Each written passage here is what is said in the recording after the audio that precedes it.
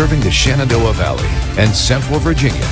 This is Virginia Weekend at 6.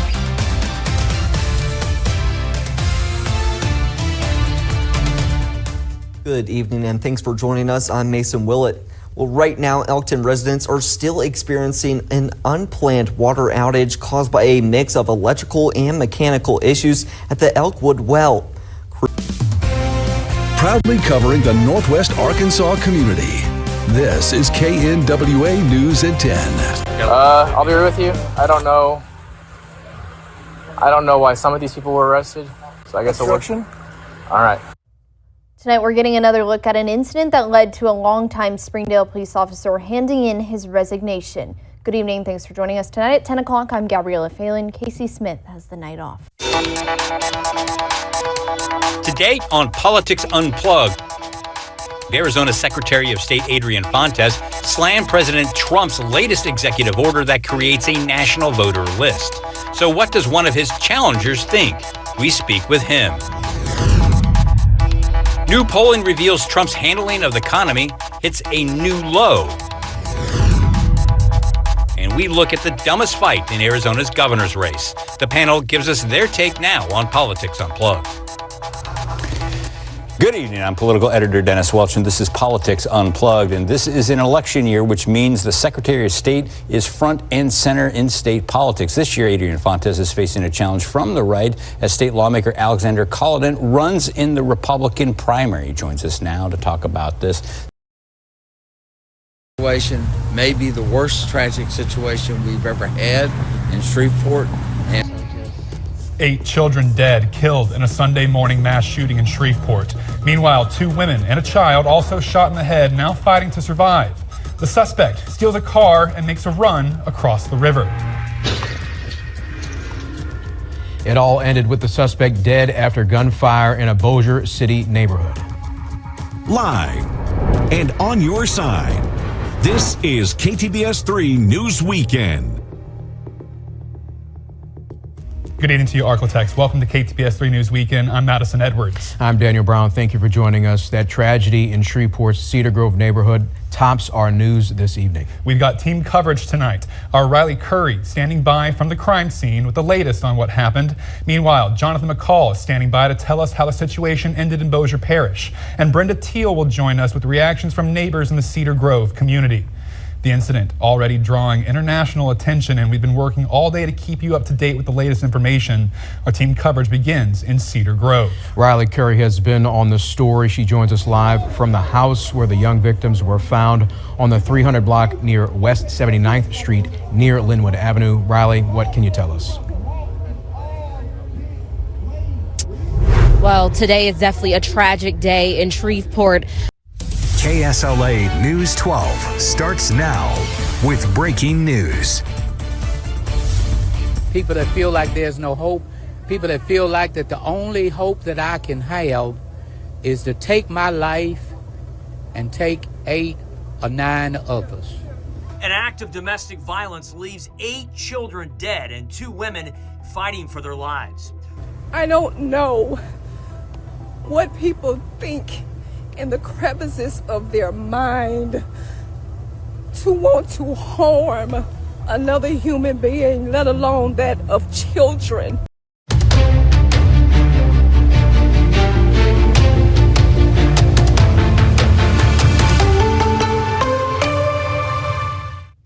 Good evening, everyone, and thank you for watching. I'm Katie Moore.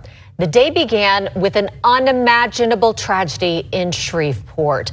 8 children were killed in a mass shooting there. 2 women were also hurt. Shreveport police say it started with a domestic disturbance. They responded to calls of shots fired early this morning.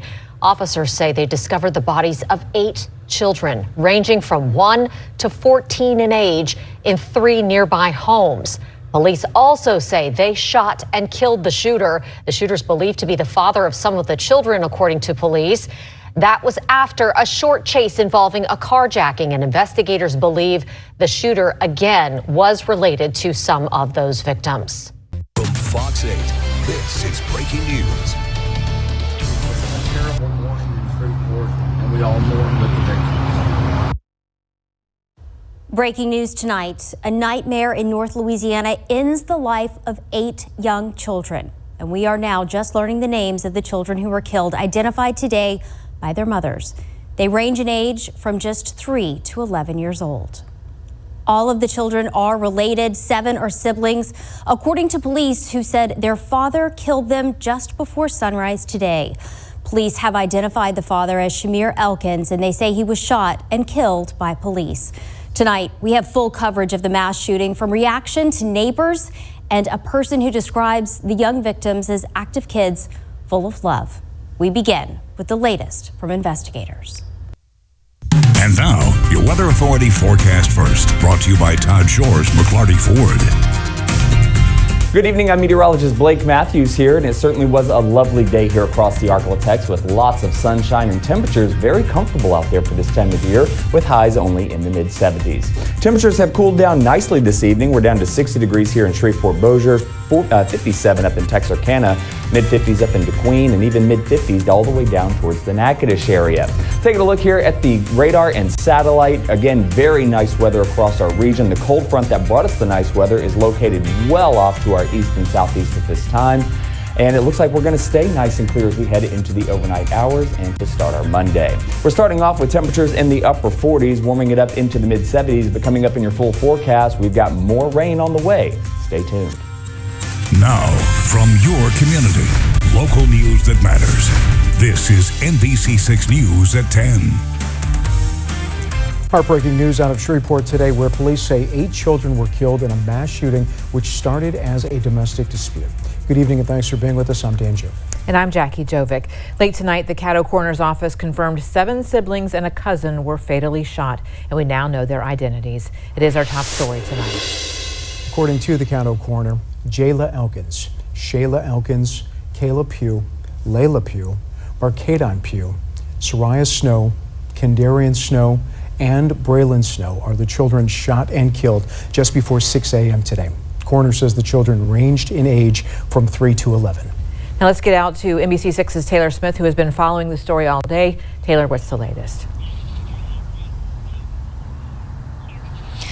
Well, Dan and Jackie, it's absolutely devastating news. We are now getting more information about what took place and all the victims that were involved in this deadly shooting earlier today. We are now getting more details from investigators about this situation and what actually took place on the timeline of events. Next at 9. This is nothing but pure evil. 8 children dead in Louisiana after a domestic situation that spans 2 homes. And a college student from Minnesota tells Fox 9 what it was like when bullets started flying near the University of Iowa. Police say the suspects are still out there tonight. Then warmer weather means the mosquitoes are coming, so you need to take action now. April showers bring May mosquitoes. But first, tornadoes, snow, and sunshine all in one weekend. Chief Meteorologist Ian Leonard tells us where we go from here. The news at 9 starts now. This is Fox 9 News at 9. Good evening, and thank you for joining us here on Fox 9 and Fox Local. I'm Kelsey Carlson. And I'm Randy Meyer. Chief Meteorologist Ian Leonard leads us off tonight. Ian, what a weekend weather-wise, huh? I'll tell you, you go with the thunderstorms, the tornadoes well to the southeast on Friday. Now with the most local news, this is 8 News Now, live, local, now. New details emerge about a boat explosion at Lake Mead. Happened Sunday, leaving a dog dead and 2 people injured. You're watching 8 News Now at 5. I'm Brian Loftus. And I'm Denise Valdez. 1 person was airlifted from the scene here, another taken by ambulance. 8 News Now reporter Jessamine Wolk returned to the marina today and walks us through what management says they saw. Eyewitness News starts now. The best way to do is just keep on top of it so that way it just doesn't pile up on you. Preparing year-round to prevent wildfires, why the next couple of weeks are critical to CAL FIRE.